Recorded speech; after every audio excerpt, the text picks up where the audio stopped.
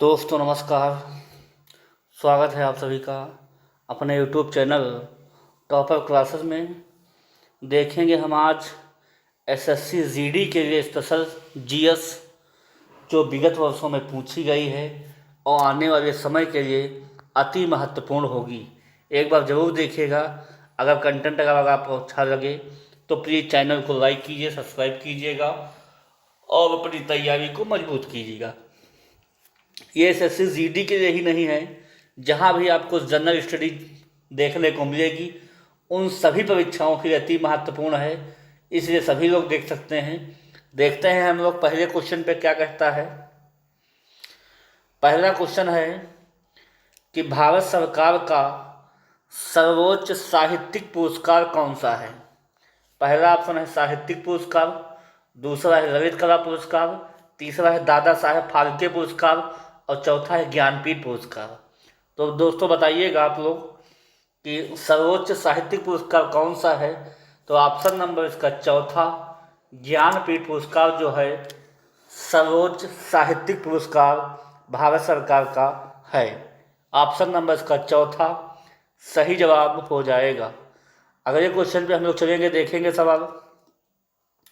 अगला है केनान शब्द किससे संबंधित है। पहला स्नूकर से, दूसरा बिलियार्ड से, तीसरा गोल्फ से, चौथा हॉकी से। तो दोस्तों आप लोग याद रखिएगा कि जो केनान जो शब्द होता है वो जो है बिलियार्ड से संबंधित है। ऑप्शन नंबर इसका दूसरा सही जवाब हो जाएगा। समझ में आ गया होगा दोस्तों आप लोगों को। अगले क्वेश्चन पे हम लोग चलेंगे, देखेंगे सवाल। अगला है इनमें से एशिया की सबसे बड़ी खारे पानी की झील कौन सी है। पहला है पुलिकट झील, दूसरा है चिल्का झील, तीसरा है उरोक्टक झील, चौथा है डल झील। देखिए पुलिकट झील जो है आंध्र प्रदेश में स्थित है, चिल्का झील उड़ीसा में स्थित है, उरोक्टक झील मणिपुर में स्थित है और डल झील जो है जम्मू कश्मीर में स्थित है। एशिया की पूछवा सबसे बड़ी खारे पानी की झील तो वो हो जाएगी चिल्का झील। ये कहाँ की है, ये उड़ीसा राज्य की चिल्का झील सबसे अधिक खारे पानी की झील है।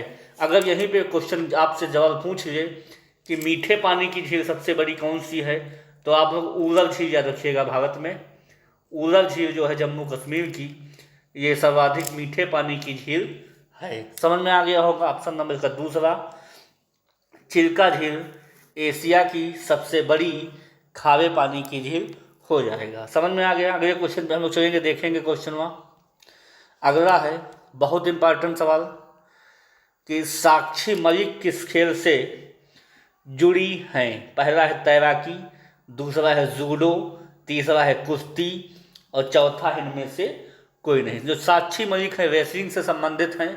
ऑप्शन नंबर इसका तीसरा कुश्ती सही जवाब हो जाएगा। समझ में आ गया होगा। अगले क्वेश्चन पे हम लोग चलेंगे, देखेंगे।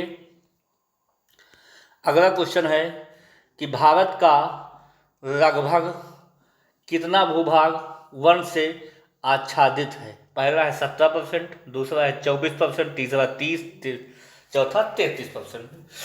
तो आप लोग बताइएगा भारत का जो लगभग भूभाग है वन आच्छादित, वो ऑप्शन नंबर दूसरा 24% भूभाग आच्छादित है। कितना, 24। अगले क्वेश्चन पे हम लोग चलेंगे, देखेंगे क्वेश्चन कैसा है। अगला है कि भारत में सबसे पहली जनगणना कब की गई। सन 1872 ईस्वी में, कि सन 1881 ईस्वी में, तीसरा 1981 ईस्वी में और चौथा 1857 ईस्वी में।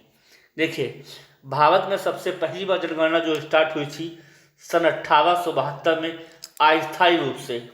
इस अस्थायी रूप से किसके काल में, लॉर्ड मेयो के काल में। किसके काल में, लॉर्ड मेयो के कार्यकाल में जो है स्टार्ट की गई थी। फिर उसके बाद कुछ समय बीत गया, 9 साल बीत गए। उसके बाद 1881 में दशकीय आधार पे, किस आधार पे, दशकीय आधार पे, जो कि आज तक चल रही 10 साल पे जनगणना होती है। लेकिन कुछ कोरोना काल की वजह से 2021 में जनगणना नहीं हो पाई, वह 2025 में प्रस्तावित है। 10 की आधार पर जनगणना लॉर्ड रिपन ने करवाई। किसने करवाई? लॉर्ड रिपन ने। अगर पूछा जनगणना किस विषय का, किस सूची का विषय है, तो आप लोग याद रखिएगा संघ सूची का विषय है। जनगणना संघ सूची का विषय है, जबकि जनसंख्या समवर्ती सूची का विषय हो जाएगा। समझ में आ गया होगा दोस्तों आप लोगों को। अगले क्वेश्चन पे हम लोग चलेंगे, देखेंगे। अगला है, ऑल इंडिया मुस्लिम लीग की स्थापना हुई थी 1906 में, कि 1908 ईस्वी में, कि 1924 ईस्वी में, कि 1936 ईस्वी में? तो आप लोग बताइएगा। ऑल इंडिया मुस्लिम लीग की जो स्थापना हुई थी सन 1906 ईस्वी में, ऑप्शन नंबर इसका पहला सही जवाब हो जाएगा। अगले क्वेश्चन पे हम लोग चलेंगे, देखेंगे। अगला क्वेश्चन है कि विश्व का दूसरा सबसे बड़ा महाद्वीप कौन सा है? देखिए, पूरे विश्व में कुल महाद्वीपों की संख्या 7 बताई गई है। सबसे बड़ा महाद्वीप है एशिया, और सबसे छोटा महाद्वीप आप लोग याद रखिएगा ऑस्ट्रेलिया महाद्वीप है। कौन सा है? ऑस्ट्रेलिया महाद्वीप हो जाएगा। अगर पूछा जाए जनसंख्या के हिसाब से,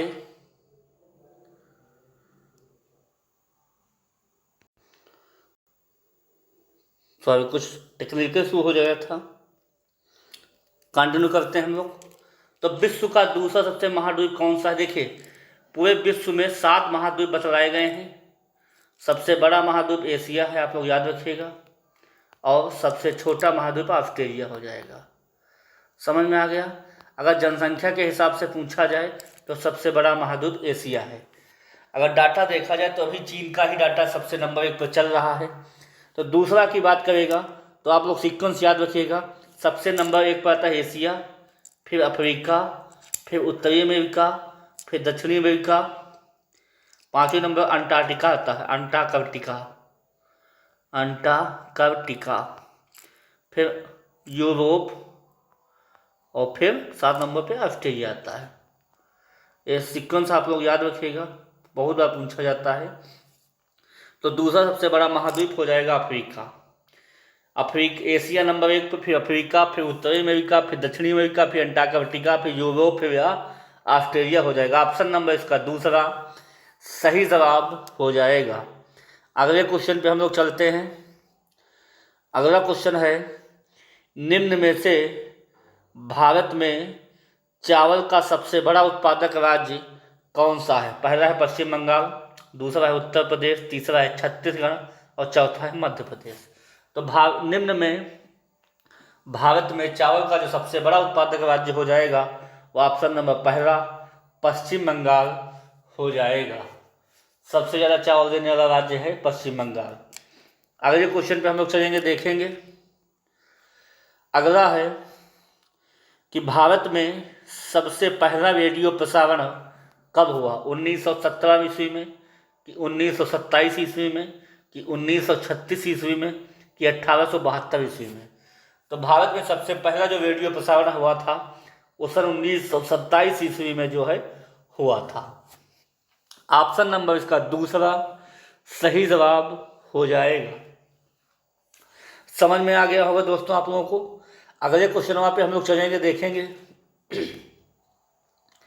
अगला है कि भारत में सबसे ज़्यादा कोयला उत्पादन वाला राज्य है। पहला है उत्तर प्रदेश, दूसरा है छत्तीसगढ़, तीसरा है पश्चिम बंगाल, चौथा है झारखंड।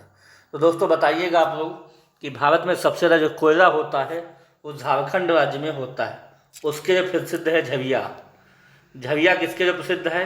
तो कोयला के लिए प्रसिद्ध है, झारखंड राज्य में पड़ता है। ऑप्शन नंबर इसका चौथा सही जवाब हो जाएगा। अगले क्वेश्चन वहाँ पे हम लोग चलते हैं, देखते हैं। अगला है, निम्न में से कौन सा राज्य उड़ीसा की सीमा पर है? पहला है बिहार, दूसरा है मेघालय, तीसरा है आंध्र प्रदेश, चौथा है मणिपुर। ये कुछ जो है इसे नक्शा होता है। इधर है केरला, गुजरात, महाराष्ट्र, गोवा, कर्नाटका, केरला, तमिलनाडु, आंध्र प्रदेश और उड़ीसा और पश्चिम बंगाल।